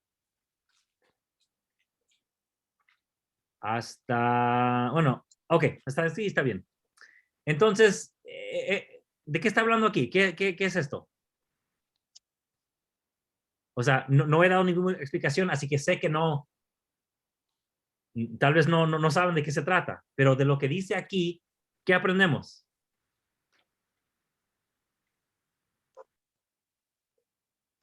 ¿Dónde pone Moisés este tabernáculo? Y lo levantó lejos. Bueno, Lejos. parece ser que habían dos tabernáculos. Parece que sí, ¿no? Porque el otro ni siquiera lo ha comenzado a construir. Como tabernáculo de reunión fuera del Provisional. campamento, lejos. Y el que estaba en el centro del campamento. Así es.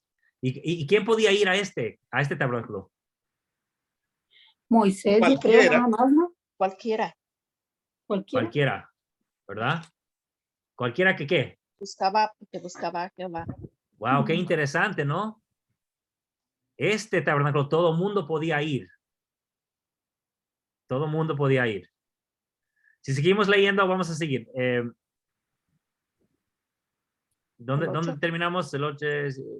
Ok, y todos podían ir, y cuando salía del campamento podían ir a ver podían ir a ver Moisés el 9. ¿Quién quiere seguir leyendo? Cuando Dice, Moisés y cuando Moisés, disculpe, Adelante. Solamente el 9 ahora.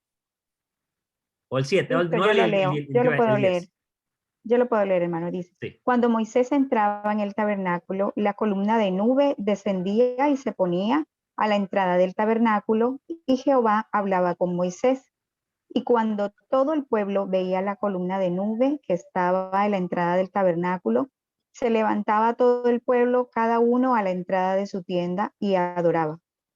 Ahora, bajaba la columna de nube y hablaba con Moisés, ahí en la entrada del tabernáculo. Vamos a regresar al capítulo 40. Algo que no se me olvidó leer. Vamos al 40. Vemos aquí, dice, termina todo, dice, después de terminar, y así acabó la obra. Mira, el versículo que estaba buscando. Así acabó Moisés la obra, o sea, el tabernáculo.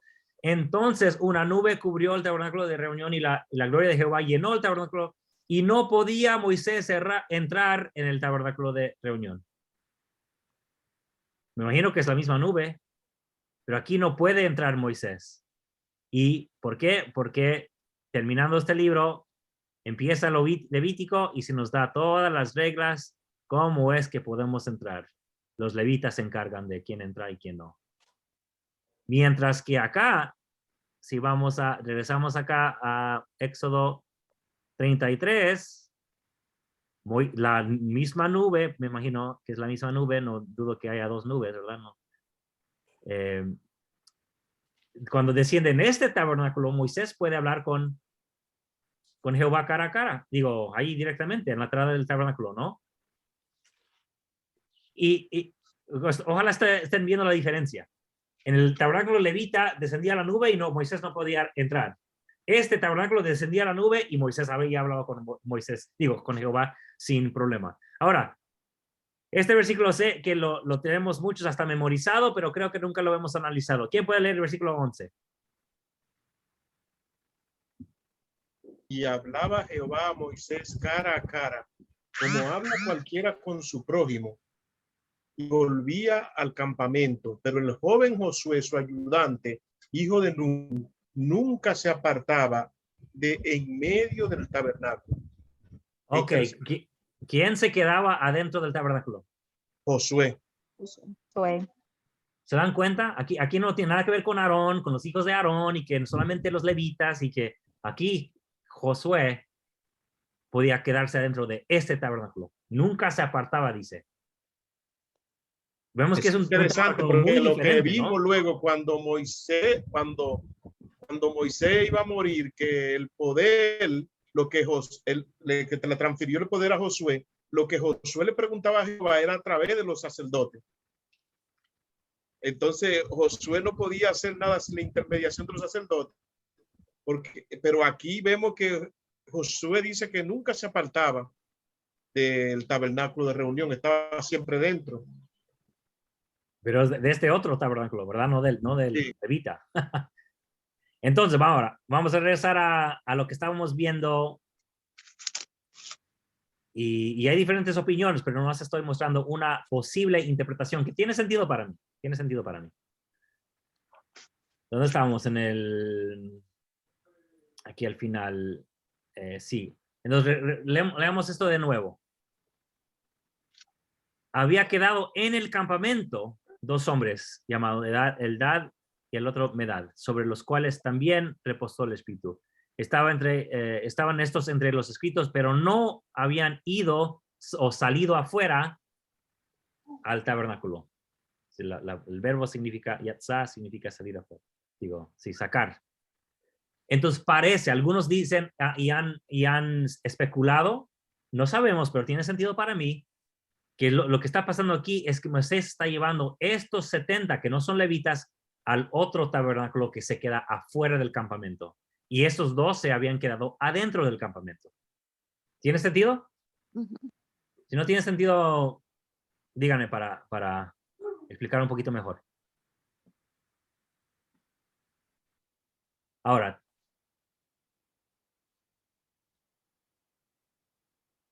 bueno, sí, no sé qué más. Bueno, se me hace muy interesante esto. ¿Qué les viene a la mente, hermanos? Yo también me quedé sin palabras. No sé qué sacar de aquí. Solo veo que... Ojo, aquí no se mencionan los levitas en ningún lugar. Yo cuando marco algo de levitas o sacerdocio, es de azul oscuro. También profetizar o profecía, profetas, lo marco con este color. Del color oscuro, ¿verdad? Profetizar. Pero aquí no lo ves porque no habla de los sacerdotes. No están aquí. Los sacerdotes en ningún momento aparecen en este capítulo. Habla de profecía, pero es la profecía que reciben los 70. Ok, conociendo eso ahora. A ver, ¿cuánto tiempo tenemos? Ok, rápidamente. Bueno, ahora no nos va a dar tiempo porque hay otro texto que quiero analizar. Pero... Hay algo que... Sí, dígame. hermano, es que usted había dicho en una de las clases que era muy importante a veces como para entender algún texto, como saber el significado del nombre. Por ejemplo, me llama mucho la atención que de esos dos personajes lleve el nombre de Eldad, como que tiene que ver con Dios, con el Dios él, no sé. Sí, los había investigado, pero no me acuerdo qué significan. Sí, cierto. A ver, y no dice ningún... La nota del pie no dice, ¿verdad? Eldad es como amigo de Dios o el... O amigo del dios él, ¿verdad? Sí, ¿Qué el Dios versículo él. es? El 26 no tiene nada que nada. Sí, no. Ojalá nuestras notas al pie de página fueran mejores. Son mejores las que yo pongo. Bueno, mejor no digo eso. No quiero ofender a la iglesia. Pero sí, sí, me acuerdo que era algo así, ¿verdad? Amigo del dios él. ¿Y te acuerdas qué significaba este nombre? No me acuerdo. Bueno, está bien. Si no nos acordamos, no nos acordamos. Entonces, rápidamente, el capítulo 12 es cuando se quejan Miriam y Aarón. Y se quejan, se enoja Jehová, castiga a Miriam, se le enciende la ira, dice Jehová, cuando dice, miren, fíjense, aquí se llama Miriam, o no, ahí dice María, perdón. Bueno, dependiendo de la versión que uno lee, ¿verdad? Es el mismo nombre. Dice que estaba leprosa, blanca como la nieve, o sea, es castigada ella. Porque parece que era la jefa, ¿verdad? Porque cada vez que vemos, el que se menciona primero es el líder. Y aquí vemos que María es mencionada antes, o sea, ella estaba a la cabeza de esta queja, de su cuñada. Mira. Para que vean que las cuñadas antes también se peleaban. Bueno, y luego es castigada ella, y antes pues me pensaba, bueno, qué feo que castigara ella, pero mira, a ver, ¿cuál es el castigo que recibe? A ver, ¿dónde dice? Ok.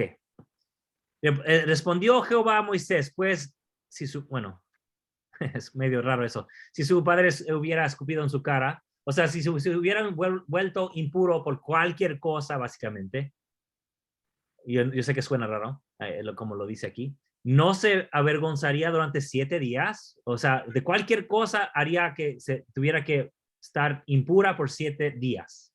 Sea echada fuera del campamento durante 7 días y después será readmitida. Primero decía, bueno, qué feo, es castigada ella, no Aarón, qué injusticia. Pero luego, al analizar lo que acabamos de ver, de que había un tabernáculo afuera, no es posible, y eso es completamente Noé Correa, si es invento mío, lo pueden tirar al aire y olvidárselo para siempre, pero no sería bondadoso de Dios que al salir del campamento pasar 7 días con Jehová en ese tabernáculo otro que había afuera, en ese donde todo mundo podía entrar, porque solamente hombres levitas podían entrar en el levita, pero mujeres podían entrar en este de afuera. No lo dice, pero no sería maravilloso, misericordioso el Señor diciendo, bueno, te castigo, entre comillas, para que pases 7 días conmigo acá. ¿Qué les parece? Maravilloso, hermano. O sea, eso nos demuestra la misericordia y el gran amor de Dios.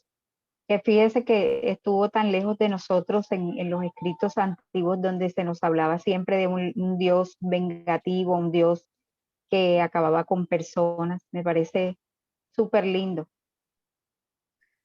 Y gracias. Y repito, no lo dice el texto, ¿verdad? Pero para mí es posible.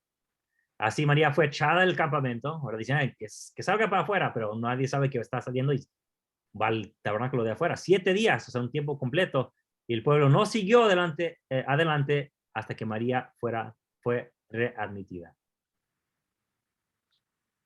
Wow, qué bendición. Si es que fue así, qué bendición para ella, ¿no? Hermano, y podría ser un modelo para el liderazgo hoy día respecto, por ejemplo, de las personas cuando afrontan algunas dificultades, transgresiones, que en ocasiones lo que hacemos como hermanos, como, no sé, incluso a veces como líderes, en vez de dar la mano y ayudar es como cortarle toda posibilidad a la persona de que pueda reivindicarse con el Señor. Y sería, o sea, es una hipótesis espiritual muy bonita. Ojalá, Sí. creo que sería maravilloso que pudiéramos como aplicarlo viéndolo desde ese punto de vista. Así es. De acuerdo. Ahora vamos a ver un relato breve de las hijas de Zelofehad. Como había dicho antes, vemos que Moisés responde a los problemas y nunca toma la iniciativa, o sea, reacciona una vez que tiene que hacer algo. Y vamos a ver un caso de esos aquí en Números 27. Así que vamos a leer aquí y vamos a ver qué detalles, qué podemos sacar aquí, qué pasó con esas hijas de Zelofehad. Y les digo de antemano, hace unos años estábamos hablando los miembros del equipo de Central del Libro de Mormón y estaban, bueno, ¿cómo es que a veces parece y la gente no miembro de la iglesia dice que la gente cambia cuando el mundo se queja en contra de nosotros, la iglesia cambia? ¿Y cómo es eso si tenemos profetas? Dice. Como por ejemplo, aunque, bueno, no me meto en los detalles, pero cuando, no sé si se acuerdan que fue en el 2016, 15 más o menos, cuando había ese gran movimiento en Utah, que las mujeres queremos el sacerdocio, y marcharon frente del lago Salado y todo, y hubo ese escándalo en esos años, y no fue hasta después, y excomulgaron a todas las mujeres, ¿verdad? Dice, no, para afuera se van. Pero después que hizo el presidente Monson, no sé si seguía vivo, me acuerdo. Es cuando la primera vez que permitieron que mujeres participaran en los consejos generales de la iglesia, ¿verdad? Entonces, muchos dijeron, bueno, parece que por las quejas de esas hermanas que fueron excomulgadas, hubo cambios en la iglesia para que mujeres participaran en esos consejos generales de la iglesia. Y para algunos miembros, pues no les gustó eso, como que por las quejas de ellas y todo eso. Bueno, vamos a analizar este texto de esa manera. Entonces, bueno, regresando a mi ejemplo, entonces uno dijo, bueno, ¿por qué dicen esto? Y no hay ningún caso en que el mundo tuvo influencia en los cambios que hubo dentro de la iglesia. Claro que sí, y usé este ejemplo. Pero tiene que más ver con Moisés, no con Dios, ¿verdad? Ok, vamos a leer. ¿Quién quiere leer? Una hermana. ¿Qué versículo? Del 1 al 11 vamos a leer. Vinieron las hijas de Zelofehad, hijo de Hefer, hijo de Galad, hijo de Maquir, hijo de Manasés, de las familias de Manasés, hijo de José, los nombres de las cuales eran Mahla, Noa, Ogla, Milca y Tirsa. Y se presentaron delante de Moisés y delante del sacerdote Eleazar y delante de los príncipes y delante de la congregación a la puerta del tabernáculo de reunión y dijeron: Nuestro padre murió en el desierto y él no estuvo en la compañía de los que se juntaron contra Jehová en el grupo de Coré, sino que en su propio pecado murió y no tuvo hijos. ¿Por qué será quitado el nombre de nuestro padre de entre la familia por no haber tenido hijo? Danos heredad entre los hermanos de nuestro padre. Ok, Y eso vamos Moisés, a parar. ok, ¿Cuál es el problema aquí? Los varones son los que tenían derecho de la tierra. Las mujeres en la antigüedad pertenecían al hombre. O sea, no quiero ofender a nadie, pero en la antigüedad así era. Una mujer pertenecía al hombre y lo único que solamente servía para tener hijos, porque con los hijos se sobrevivía. Entonces no tenían derecho de nada. Entonces aquí vemos que unas mujeres se acercan. ¿A quién? ¿Ante quién se acercan? Moisés. ¿Quién más?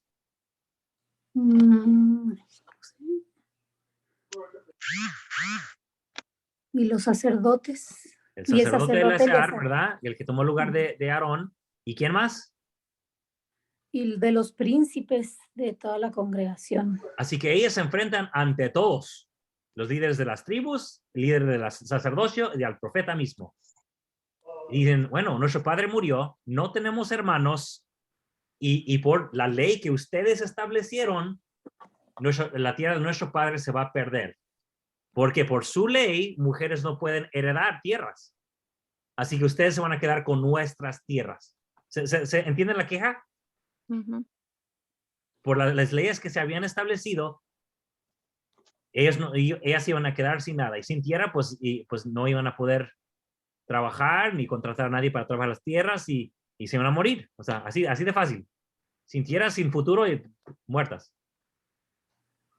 Pero fíjense, bueno, no voy a decir eso. Sabemos que es un texto tardío porque están en el desierto, así que no tienen tierras en el desierto. ¿Se dan cuenta? Sí, ni siquiera O sea, eso no entraban a la tiene tierra sentido porque prometida. ni siquiera han llegado a su tierra, ¿verdad? Pero Pero ya les habían dicho que no les iban a dar nada. sí. Sí, ok, ahora ¿qué pasa? ¿Qué Moisés, como siempre, qué hace Moisés? Lo llevó ante Jehová. Ok, Y el ahora, ¿cómo va a problema. responder Jehová?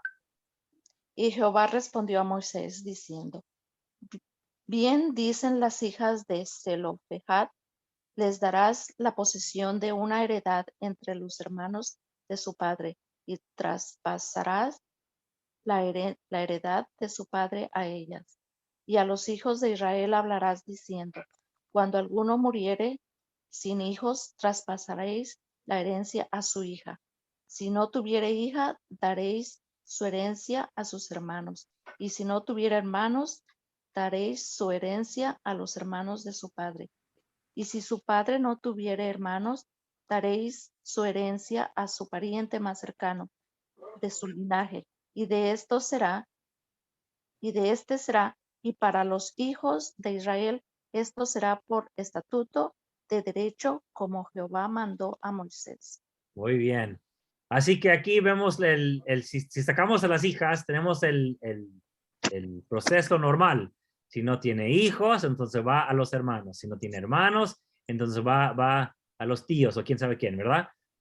Pero fíjense que aquí el cambio que hace, por levantar la voz Moisés y preguntar, Jehová dice, claro que están diciendo lo correcto, pónganlas ahí en el sistema y si son hijas del hombre que muere, entonces que hereden la tierra, ellas, le pertenece.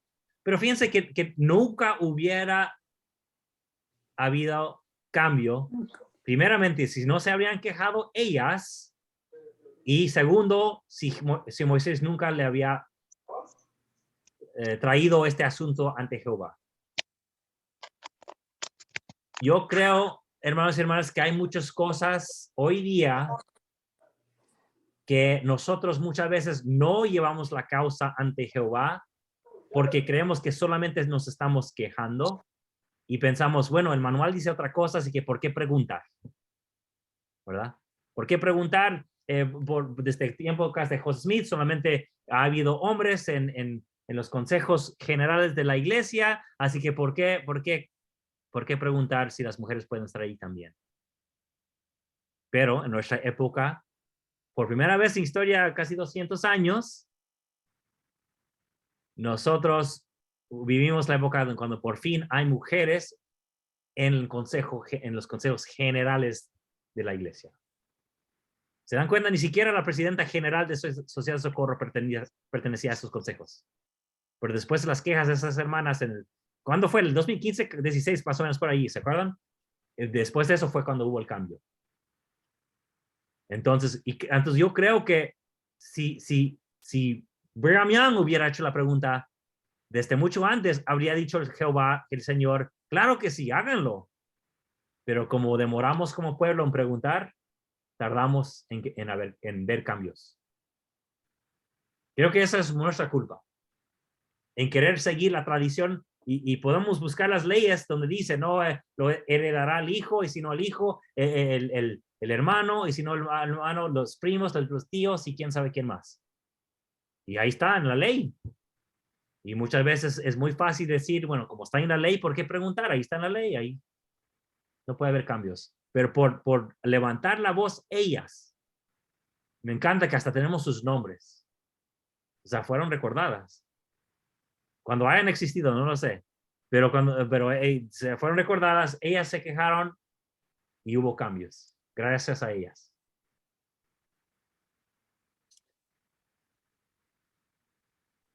Fueron valientes, hermano Noé. Yo considero que fue un acto de valentía porque por lo menos en las circunstancias en que eran tenidas las mujeres en esa época, fue muy valiente y muy heroico de su parte llegar ellas y reclamar ese derecho, porque de hecho era una ley injusta que las dejaba a ellas sin la posibilidad de heredar.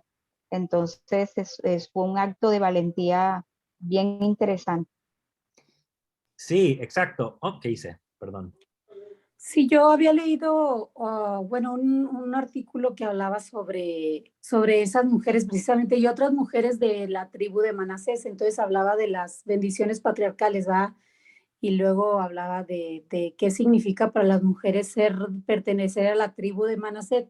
Entonces decía de varias mujeres, porque hay varios ejemplos de ese tipo de valentía de las mujeres. Entonces, era como motivándonos a nosotras que somos de la tribu de Manasés, pues a que, pues que somos guerreras, ¿verdad? Y que a veces vamos un paso adelante de lo que está estipulado y eso, pues podría decir que es parte de nuestra bendición patriarcal, pertenecer a esa tribu.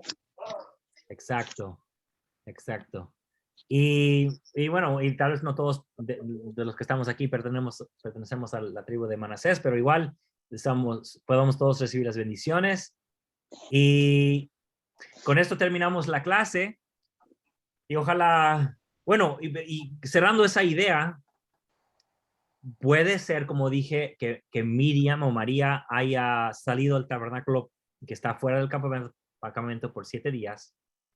Pero a través de las redacciones, las ediciones del texto, no se le dio importancia a ese tabernáculo, no se le dio importancia a María ahí afuera en el tabernáculo con Jehová, y se perdió, ¿verdad? Tenemos que escudriñar y sacar qué tiene sentido aquí, porque no está claramente presentado.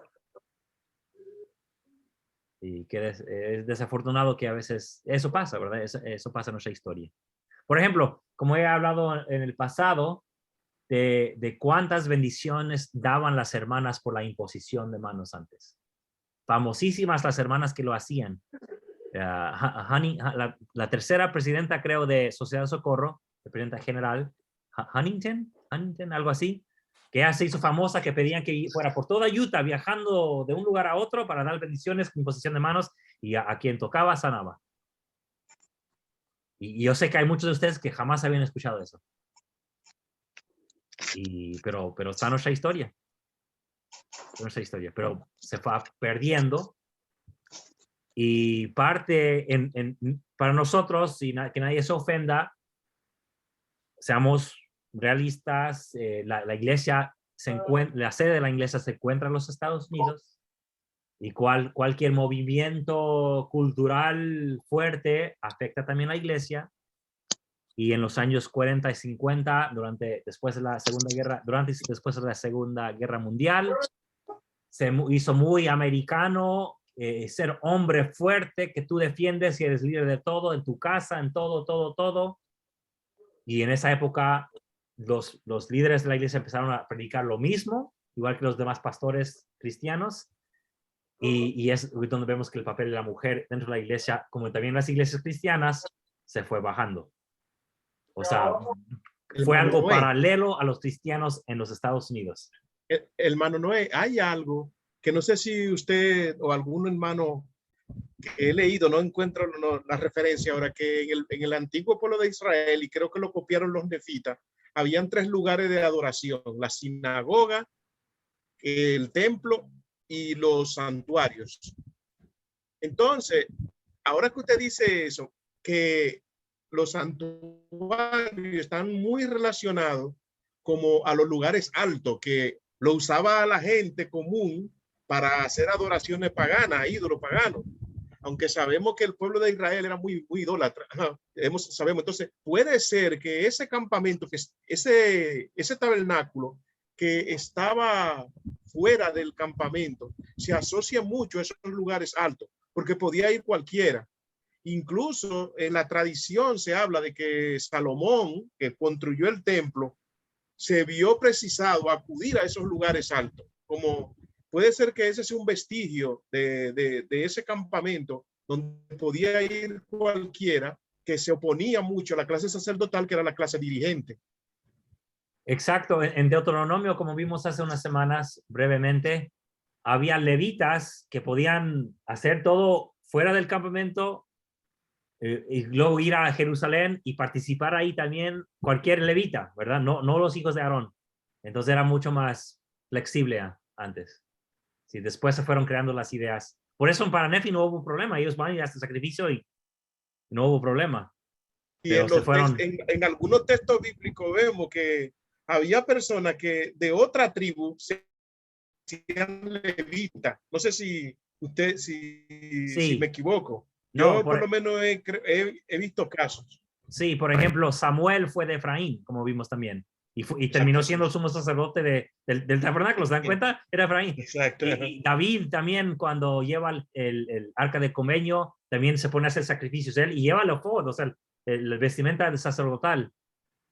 Y ahí ellos no eran levitas. No recuerdo esa historia de David cuando le compra un lugar que más tarde dice a un jebuseo, no sé, a un sí, Araúna. ¿No? Algo ahí como Arahuaca o Araúna, ajá. Ahí en ese lugar se hacían sacrificios. Incluso cuando él le propone a David como hacerle los sacrificios. O sea que eso está muy, eso que usted dice tiene mucha lógica, eso de los dos tabernáculos. Tiene mucha lógica, algo que estaba muy arraigado, me parece, en la cultura, en el pueblo. Y es difícil ver dónde estaba exactamente, dónde terminó. Bueno, es interesante investigar, porque hay estudios, y tal vez puedo leerlos, donde vemos que había diferentes arcas de convenio, y hay diferentes relatos, porque hay uno que salen a guerra con él y pelean siempre, y luego hay otro que siempre se quedó en Silo. Entonces dicen, bueno, ¿por qué dice que siempre estaba ahí si vemos que Saúl lo sacaba a pelear? ¿Verdad? Entonces hay algo raro ahí. Y les parece que también pudo haber. Y de hecho, en Deuteronomio, por ejemplo, en Éxodo dice que el arca estaba cubierto de oro y todo bonito. En Deuteronomio dice que bajar con uno que solamente era de madera. Así que son dos, porque el otro ya estaba hecho. Y bueno, entonces te preguntas cómo. Y en los inicios de nuestra iglesia, nosotros vemos que los hermanos realizaban obras, por ejemplo, bautismo vicario, en lugares que no eran el templo. Lo hacían en ríos, en lugares y cosas así, que luego la cosa se fue centralizando. Sí. Se fue adquiriendo un carácter de exclusividad. Entonces, en Utah había lo que se llamaban casas de investidura, endowment house. Así es. Había en el norte, en el sur, y podías ir ahí y hacer tanto bautismos como investidura. Y no eran templos, no eran templos, eran casas de investidura. Sí, ya están todas cerradas y creo que hasta vendieron los terrenos, pero hay algunos edificios que siguen ahí desde los 1800 que eran en el pasado casas de investidura. Sí. Y claro, como dije también la clase pasada, que cuando los Estados Unidos no permitió el matrimonio plural, los enviaban a México para que se casaran ahí y fuera legal porque es otro país. A los mexicanos no les gustó tan bien, pero no sabían, así que pues la iglesia, bueno, ¿qué puedo decir? ¿Alguna pregunta, hermano, comentario?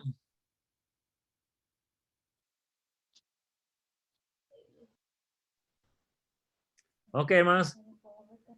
Si no hay nada, entonces, gracias por acompañarnos aquí en esta clase. Yo sé que siempre aprendemos algo y esta vez quise analizar un texto como lo hicimos al final, en lugar de solamente compartir datos, pero creo que nos sirvió bien ver algunos casos en el texto donde podemos aprender de cómo aplicar estas herramientas y en verdad investigar el texto y ver qué podemos sacar de ahí. ¿Qué está pasando? Y yo tengo testimonio de que y no importa cómo lo queramos interpretar, vemos que había un tabernáculo de reunión, como dice el capítulo 33 de Éxodo, donde todo el mundo podía ir y ver también a Moisés cuando él entraba y adorar desde su propia tienda, ver cuando la columna descendía sobre Moisés y el tabernáculo ese, el que estaba fuera del campamento. Y sé que a veces hay algo más estructurado, como el templo levítico, como hoy día, que tal vez si no estamos obedientes al 100%, bueno, sabemos nunca somos obedientes al 100%, pero si no estamos pagando el diezmo, guardando la palabra de sabiduría, puede ser que no podemos entrar en ese templo. Pero sigue habiendo un templo en nuestro hogar, que mientras nos estamos preparando para ir a ese templo, podemos seguir en nuestro propio templo del hogar, si es que rentamos un cuarto o si tenemos nuestra propia casa, donde sea, podemos tener nuestro propio templo, porque el cuerpo es un templo también. Podemos acercarnos a Dios siempre y seguirnos preparando y adorar a Dios en ese momento para algún día poder entrar en ese otro templo. Yo sé que todo esto lo podemos aplicar a nosotros mismos, ver cómo estas mujeres fueron suficientemente fuertes para, como vimos, enfrentar no solamente los príncipes de la congregación, de las tribus, sino también al sumo sacerdote Eleazar, como también el profeta mismo. Y por hacer lo que hicieron, hubo cambios en la ley para bendecirles a ellas. Y de eso podemos aprender y gracias a sus, voy a llamarle quejas, ¿verdad? Porque era una queja contra el sistema que no estaba beneficiándolas a ellas ni a su familia. Gracias a esa queja, pudo haber cambios. Y yo sé que nosotros podemos inspirar cambios si lo hacemos humildemente y confiando en el Espíritu de Dios que tenemos, que hemos recibido. Es mi fe y mi testimonio en nombre de Jesucristo. Amén. Con esto termino la grabación, hermanos.